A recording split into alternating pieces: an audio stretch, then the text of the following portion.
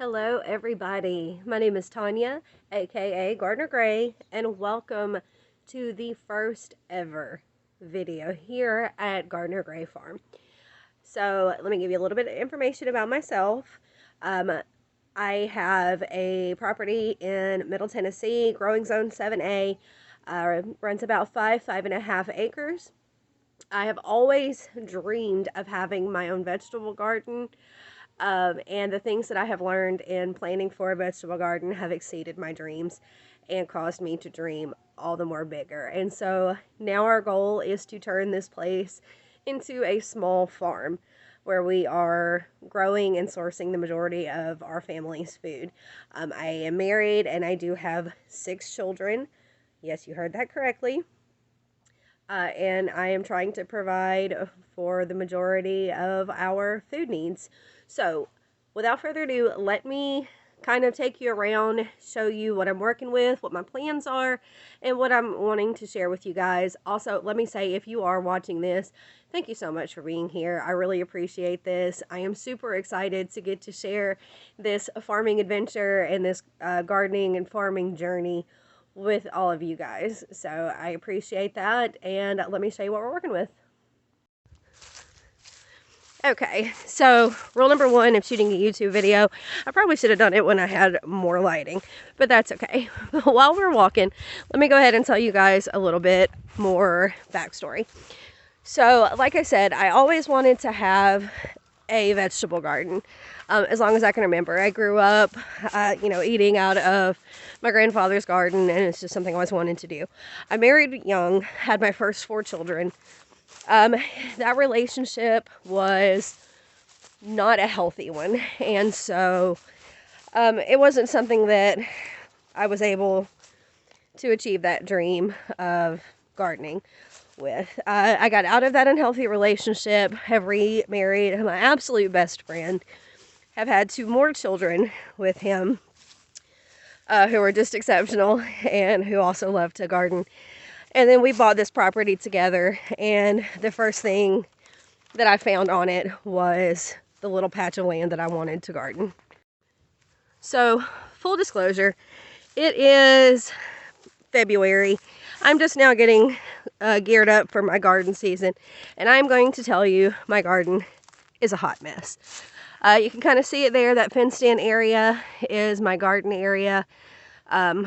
It's got to be mowed down, weeded, amended, and gotten ready for this growing season. But I promise there's a method to the madness. And when I look at this, I don't just see the mess. I see the absolute beauty of what this place is going to become here in the next few months. So I know what you're thinking. Gardner Gray, you call what you have a farm, but I don't see any animals. And that's true. But like I said, I have big dreams for this place. And that dream is to start growing and raising some animals. One of the things that my property came with that I absolutely love is this barn back here. Let's see if I can get a good shot. It's absolutely stunning. I know we don't have a lot of light, but let me see if I can take you in and show you around it a little bit. So here's the inside of the barn. It is absolutely glorious. We've got some stalls, some bigger stalls and smaller stalls, all different sizes in here. Couple of plans I have for that. First off, chickens. Oh, I want chickens.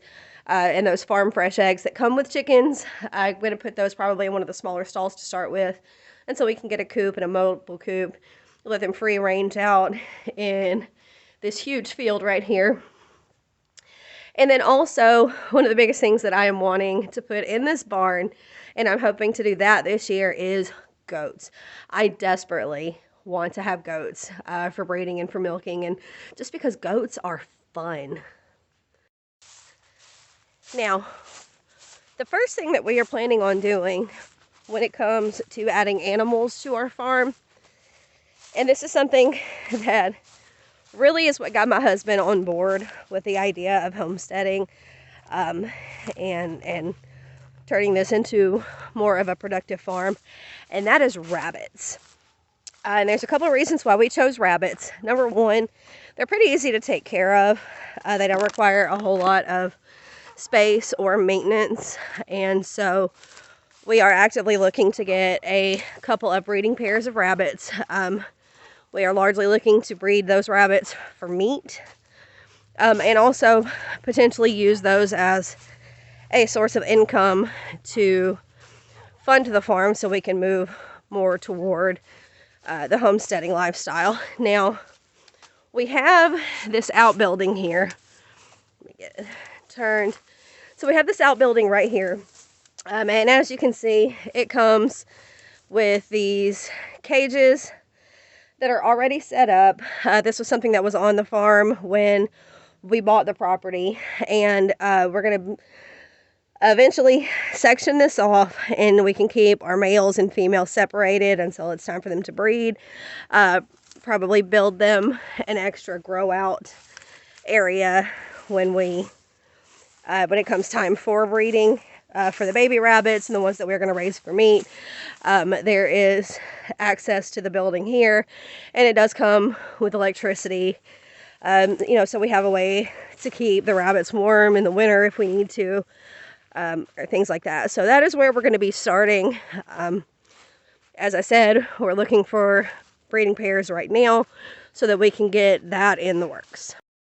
Now, I also have dreams of having other animals such as pigs. I would love to raise and butcher our own pigs. I really got into this watching other YouTubers like Jess at Roots and Refuge Farm, The Roads, Whispering Willow Farm, and places like that. Fell in love with the gardening and homesteading community and really just want to be a part of it. Plus, like I said, I have huge dreams for this. I'm super excited about what we're doing. Finally getting to have the garden of my dreams and building it up to be everything that I wanted it to be.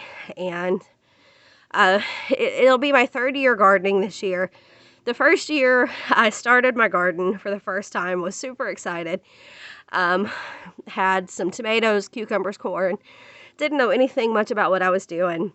I went out one day to water everything. I went to water my corn. And when I looked, there was no corn left to water. And so I got to looking around and realized that horses had gotten into my garden and had either trampled the whole thing down or eaten it. And so my first year's garden was ruined with very little by way of production. Last year was my 2nd year gardening. Of course, 2020 happened, COVID hit. We saw many of the grocery store shelves bare for the first time, and that really kind of sparked it. So I got to looking into gardening more, learning more about how to garden and garden successfully, where to get my seeds from, and things like that. And that's when the world of heirlooms opened up to me, and I realized that there was a whole world of food out there that I didn't even know existed. And so I've gotten very passionate about growing these things. I have a ton of varieties. I can't wait to show you guys what all I'm going to be growing and the success that I have here at the farm. Again, like I said, if you've watched through this video, I appreciate you oh so much, and hope that you will like and subscribe and continue to follow this gardening adventure with me. And I will be happy to share it with you, let you meet my family, my little co-gardeners, and see what all we're able to do with this. So, again, Gardener Gray at Gardener Gray Farm, telling you thank you. And I hope you grow abundantly, and hopefully I will see you again soon.